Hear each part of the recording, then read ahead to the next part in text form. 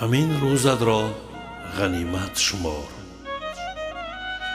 وقتی که خداوند به تو سحر را هدیه فرمود، در انتظار شب مشو. پس کفایه است که اعلی آن در دم صبح قرار داری. بدان که دیروزی که رفت با تو نیست و آن دیروز ابدی رفت.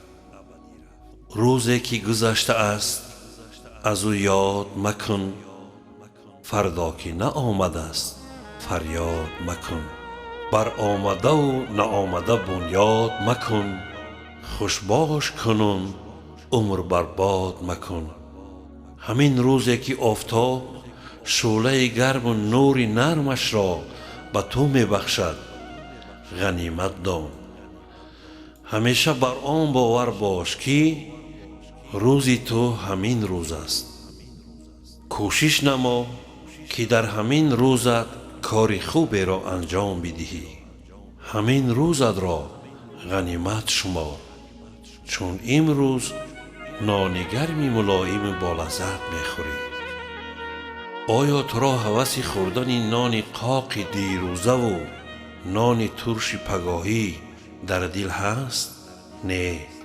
پس همین برده نان ملایمی که در کف داری غنیمت دان.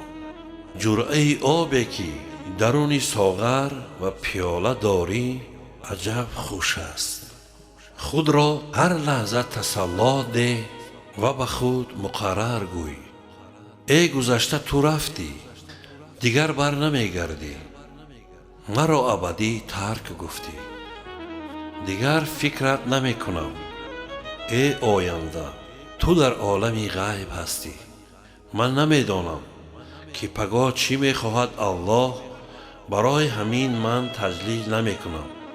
پگاه چون کودکی که در بطن مادر است و هنوز معلوم نیست که زنده به دنیا می آید یا مرده.